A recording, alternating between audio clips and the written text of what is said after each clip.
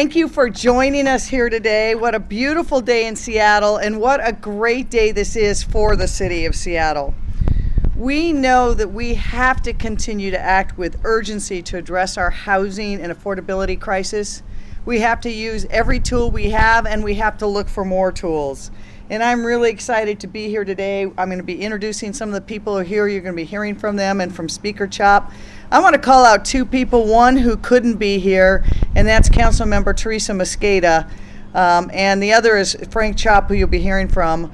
Teresa Mosqueda and I were on the campaign trail at the same time, and we heard each other say how many times it was that how important we had to work against this crisis of housing affordability. And one of the things we have to do is to put our public lands to work for the public.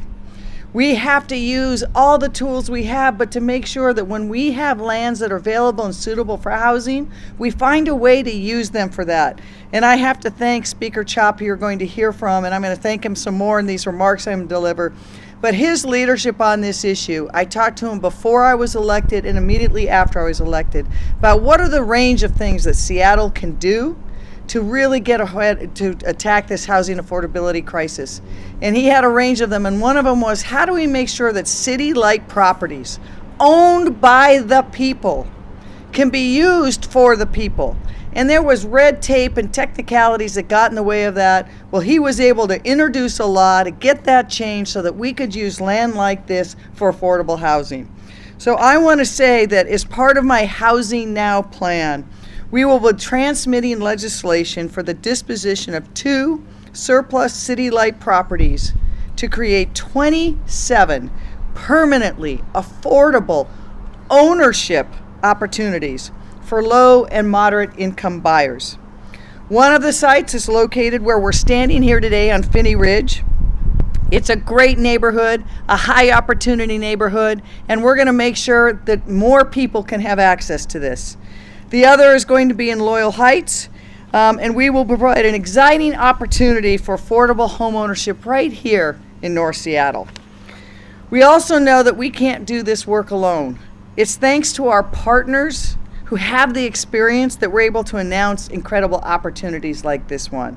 I'm really pleased to be here today with Habitat for Humanity, who stood with me in other places at Fort Lawton and other places in the city where they're creating that ability to have home ownership. They will receive $720,000 to create 8 family-sized townhomes on the Loyal Heights site. And Homestead Community Land Trust will receive $1.5 million on the site we're on here today to develop condominiums. Those condominiums are possible not just because of the law passed for city-like properties, but also because we're able, through the leadership of the legislature, to make sure we change the condominium laws to make it more attractive to build. We know that there's too few home ownership opportunities for low-income families and moderate-income families. And home ownership, we know from the data is clear, is one of the ways that people can build wealth to lift up their families and the next generations. We know it's one of the ways that people can live in communities with high opportunity and build for themselves and their families that American dream that everyone deserves. And this site and the other sites will give more people that opportunity. City Light will transfer these properties to the nonprofit developers at no cost so that we can afford to build this housing at a price that it can actually be affordable long-term for families of lower means. Again, I really want to thank Teresa Mosqueda for her leadership on this. Not only did she talk about it on the campaign trail, but she worked in Olympia alongside our lobbying team, who are here today too, and I want to give a special thanks to Lily, who led that effort, and to everyone else, to work with Speaker Chop and to work with our state Senate delegation and others to make sure we got this law passed. And Teresa Mosqueda was there on the front lines, and then she introduced the legislation to make sure the city of Seattle could be the first in the state to take advantage of that law. And that kind of transfer that we're doing today would not have been possible without those efforts. I also, again, just really want to thank Speaker Chop. You know, he dedicated many, many years to seeing that we had housing for people before he got to the legislature. He really was a visionary who knew how important housing was to human integrity and dignity and to making sure that everyone had a place. I was able to be at the groundbreaking for Mercy Housing. He was key to that. At a project we have at DSC, he was key to that. He's a person who has been committed throughout his career to making opportunity for housing available for everyone. And for that, I want to give you now Frank Chop, the former Speaker of the House, the permanent jewel here in Seattle.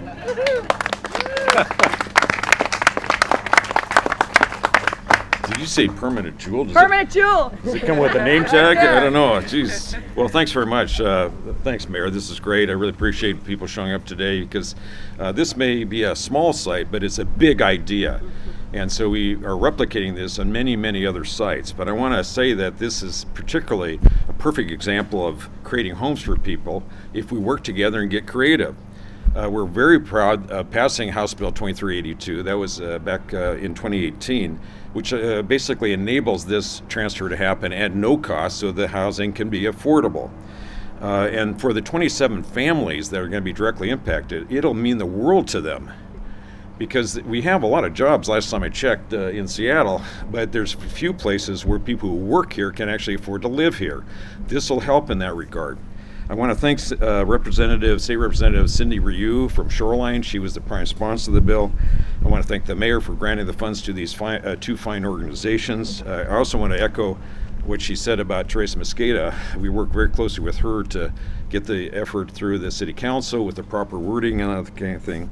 And the other thing I wanted to let you know is that we've got a lot of other sites that we're doing this with. King County's making land available for free for affordable housing out at Northgate for hundreds of units of housing. Sound Transit has made available 3 sites in many cases at zero cost or low cost. And it's just one of the many ideas that we have coming out of our Home and Hope project. I'd like to recognize M.A. Leonard and James Madden, who are here today from Enterprise Community Partners. We partnered with them for our Home and Hope project, where we're identifying major pieces of property throughout the region for affordable housing. That's the housing for the home part of it. And for Hope, we're also placing early learning centers and community health clinics there together. So you'll see more of these things, but it's just one of many ideas we're partnering with the mayor. We really appreciate all of her great work. Thank you very much. Thank you. And of course, really, this is all about the people who are going to live here and the people doing these projects. I'm now going to hear from Brett and D'Antonio.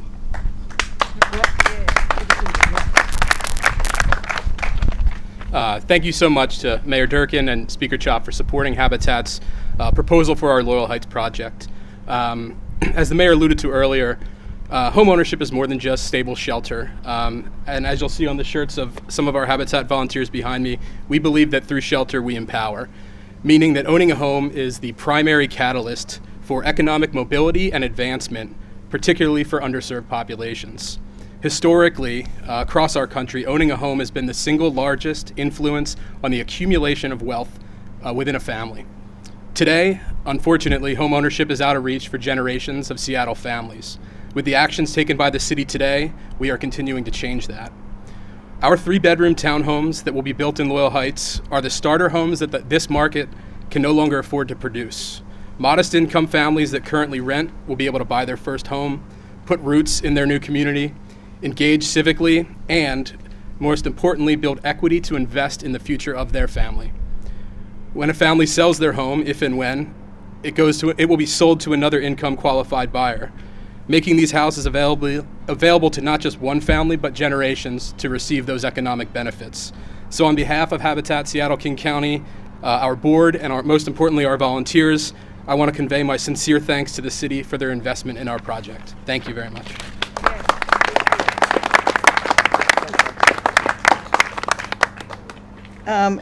And now you get to hear from a very special speaker, Kathleen Hosfield.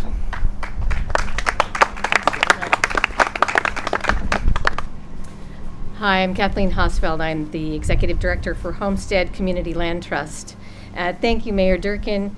Thank you, former Speaker Chop, M.A. Leonard and her team, and Councilmember Mosqueda the rest of the Seattle City Council, and members of the Washington State Legislature. Your work has cleared the trail so that organizations like Homestead can respond quickly to the urgent need for more affordable homes in our city, giving us more options and means to build affordable homes cost effectively. We propose to build 19 one, two, and 3-bedroom condominium homes on this site. Condominiums have traditionally been more affordable homeownership opportunities for first-time buyers, so we are grateful for the new opportunities you've created to build more of them. The transfer of this surplus property at no cost to community ownership will help Homestead and our partners, Edge Developers, to build homes at reduced prices that are affordable to the everyday heroes of Seattle whose incomes prevent them from buying market rate homes. We believe that the people who make our city great deserve to live here too. Many people are surprised to hear that our teachers and healthcare workers, transit drivers, nurses, people who work full-time in good jobs are shut out of buying a home in our high-cost market. Through our community land trust model, we will make homes affordable and keep those homes affordable to all subsequent buyers permanently. These homes, located in a highly walkable neighborhood close to transit, will give our buyers an affordable housing payment that builds wealth along with lower transportation expenses. So we're grateful to have this opportunity to create high quality homes in a high opportunity area and to give affordable homeownership a permanent address in Finney Ridge. We applaud the generosity of Seattle for supporting this development and for supporting Homestead, your local community land trust. And to tell you a little bit more about what homeownership opportunities like this mean to those everyday heroes of Seattle, it's my pleasure to introduce to you Susan Zeman, who is one of our homeowners. She also serves on our board. Susan?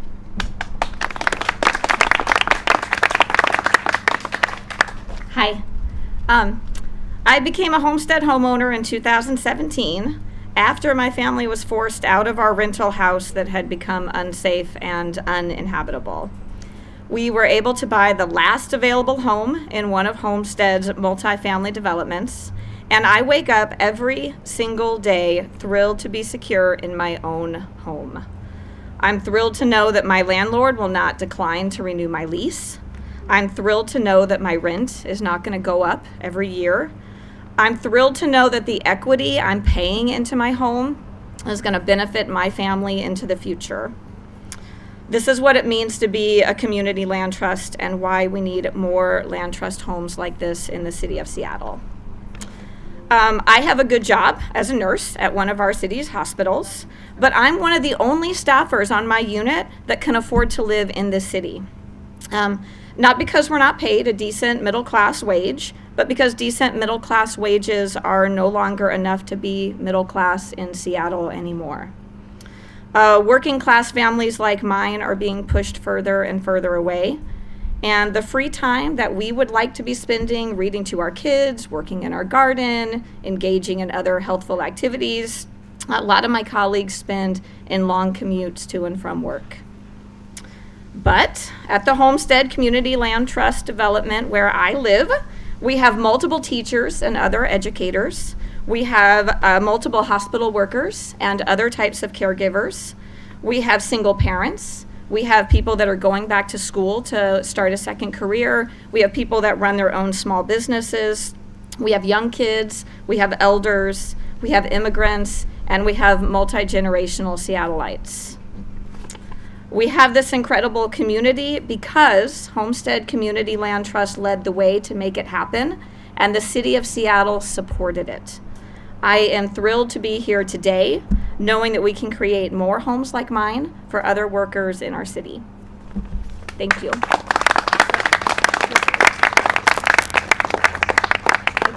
Thank you.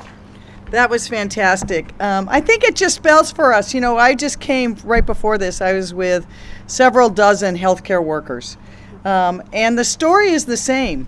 Many of them making decent wages and good family wages, but not enough to live in Seattle. Our teachers, our firefighters, our nurses, our minimum wage workers can't afford to live in Seattle anymore. And when I heard you describe your community at Homestead, that's the city we want.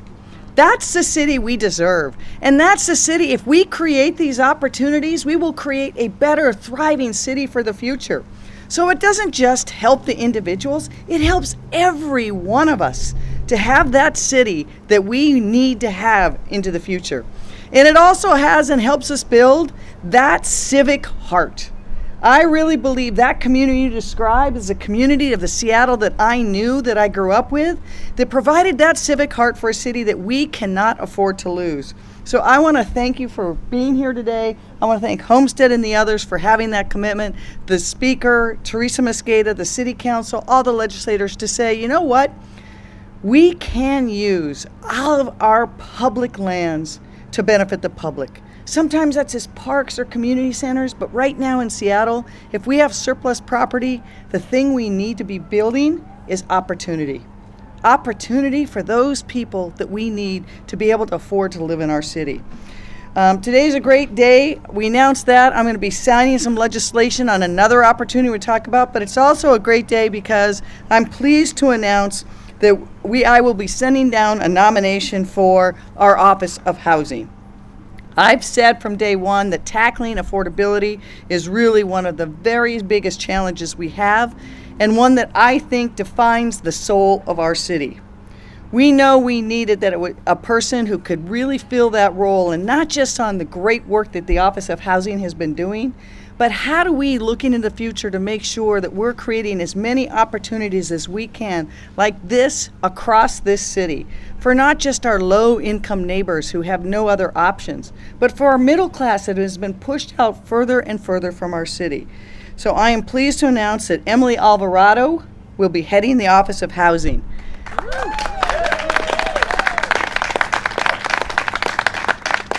Many of you know her. She's been the acting director. We had a great search, but Emily is a person who, in her bones, is committed to the mission of the Office of Housing.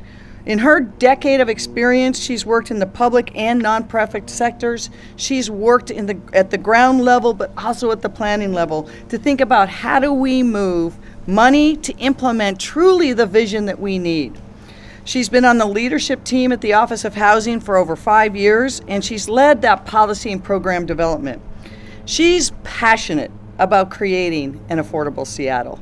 She is passionate about how do we create housing models for the future that don't perpetuate the systemic racism of the housing models of the past. How we dismantle that systemic racism and move forward in new visions, new things, so that families can live places like here. Walk out for a minute after you're done here and see what this neighborhood offers for people. Great transit, great cafes, walk to the zoo, walk to Green Lake. We have to unlock every neighborhood in Seattle for everybody in Seattle. And I know that Emily is the person who can find out how to deliver that mission. So now I'm going to have Emily say some words as the official nominee for the Office of Housing. Thank you so much. Thank you very much. Thank you, Mayor Durkan. It is an absolute honor to join your administration in this really pivotal moment for our growing city. As the mayor has said, we need more creativity, more innovation, new strategic partnerships, more resources if we're going to make immediate and meaningful progress on building an affordable city. Housing is a basic human need, we know that, but it's so much more, as you heard in the stories.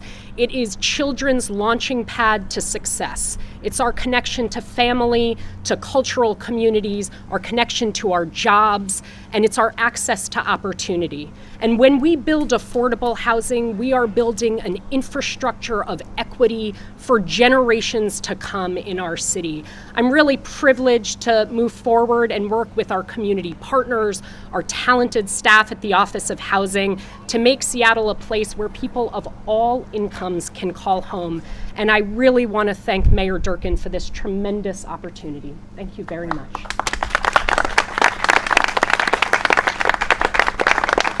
Thank you, Emily. And as everyone knows, she still has to run the gauntlet and get confirmed by the city council.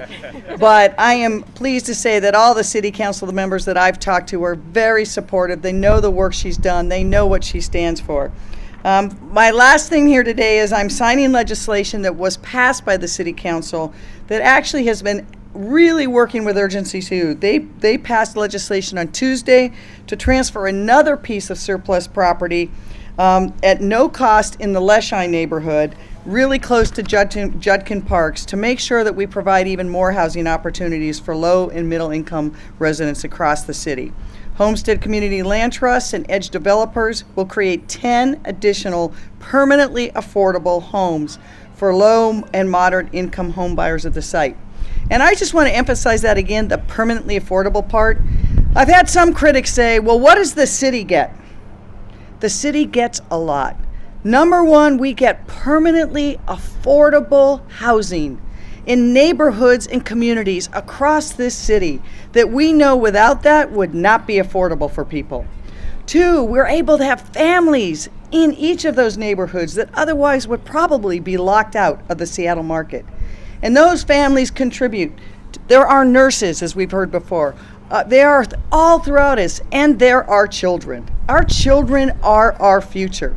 And all of us who are moms, sometimes we read the studies and we say, duh, did you need a study for that? But the studies show clearly that kids that grow up in areas of opportunity do better long term. That is what we have to create all across the city to make more room for the families who are providing the essential services and the diversity and the fabric of our society. So I am really pleased to be able to sign this legislation. And then if there's any questions after I do that, I know there's none. I'll take them.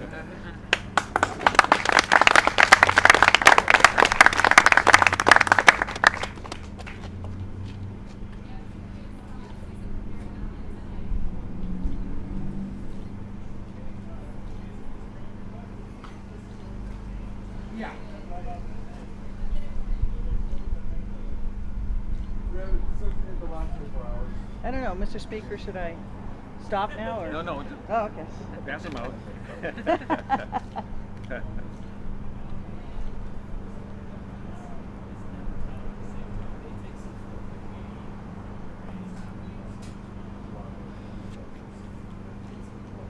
A small plot of land, a big idea, and more to come. Thank you. Yay!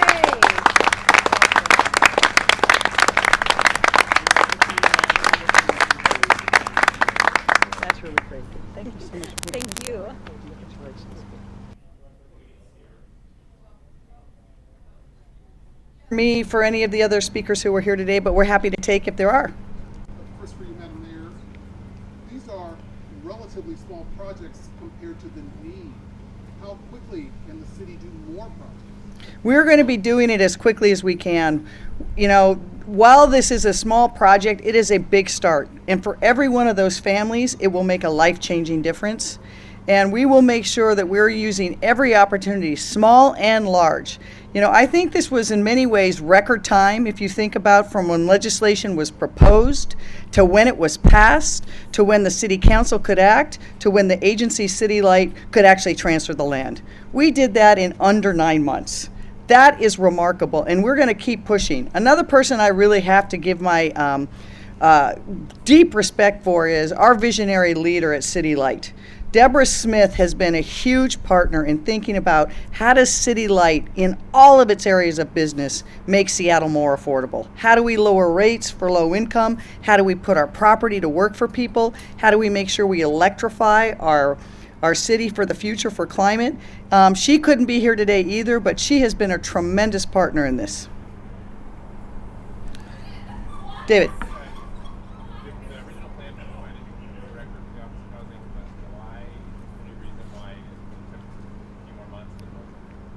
The search, I'm not sure what the July date you're referring to is. Steve Walker had said he would stay on until July when we found it. Right. The search is not always exactly parallel with what his plans were. So we did a really good search. We got a number of candidates. We're able to interview the candidates and do it. Emily's been serving in that acting position for a week and a half, 2 weeks? A month and a half. It's summer. Time flies. Time flies when she's making major policy. So no, there's no thing, but we are, I'm very thrilled that she's doing this. I think to a person, the search committee had nothing but the highest things to say about her. I was really very inspired to sit with her for twice to hear about her vision on how we harness what we have to make Seattle a better place for everyone. I would say also we had some other great candidates. There are some really great people thinking about housing, and some of the candidates that applied, while they didn't get this position, I think they've done some great stuff in public service, and I could see them popping up in the future in places in this country, because housing is where it's happening. And if you look across America, I talk to mayors in big cities and small cities. Affordable housing is a problem everywhere. We did not keep up as a nation. And Seattle has a particularly acute need because we grew so quickly. And the people moving to Seattle had such high wage jobs, they could pay more. And the prices skyrocketed to a point where people just can't afford to live anymore. So that's why this is just one of the 3 that we're announcing today, but we're looking for opportunities. I think you will see in our proposal for the money coming out of the Mercer Mega Block that there's other opportunities we have to use public lands and public funds to really increase the ability to have affordable housing in Seattle. Thank you so much for being here. Oh, one follow-up. Sorry about that, Essex. Yeah, just one quick question. You've been hearing from the folks at the Central Area Senior Center. They're afraid that their property will also be declared better used for housing. Is there anything you can say to reassure them? What about the transfer of that property to them, and anything you can say to reassure them? I am so glad you asked that question. I've met with them a couple times. I met with different seniors. Even one of the people who I met with yesterday, who was one of the people with lived experience, asked me about the senior center. I will say categorically, as long as I am mayor, that is not going to be transferred for development. We do hope, we have a plan that we're working with them, the owners and the community, to see if we can actually build affordable housing on site and redevelop that senior center so it stays in community in perpetuity, so we have both a community center for seniors on the ground floor and affordable housing for seniors above. Because more and more of those seniors can't live in Seattle either. And so they're commuting into that place that has been their gathering spot, their community for so long. So it is in no danger of being redeveloped, and we're really working with them to see how can we make sure that we build up both the nonprofit running it so that they have the resilience for the long term, and that we can use that property for the next generation of those seniors and seniors into the future, so that we have that facility, which, if you look at the Central District, probably no part of Seattle reflects the changes in Seattle greater than it. When I was growing up here, it was 70% African American. Now it's about 14%. And those seniors are holding on, not to just what community used to be, but it really is their ties. We got to make sure that one of the ways that we have an affordable city going forward is that we keep our senior centers and we make it affordable for people and seniors to live in Seattle. So thank you for asking that question. Did I hear you correctly? This is the first time the city has developed housing. That's correct, and I'm told it's the first in the state under the new law. Thank you very much.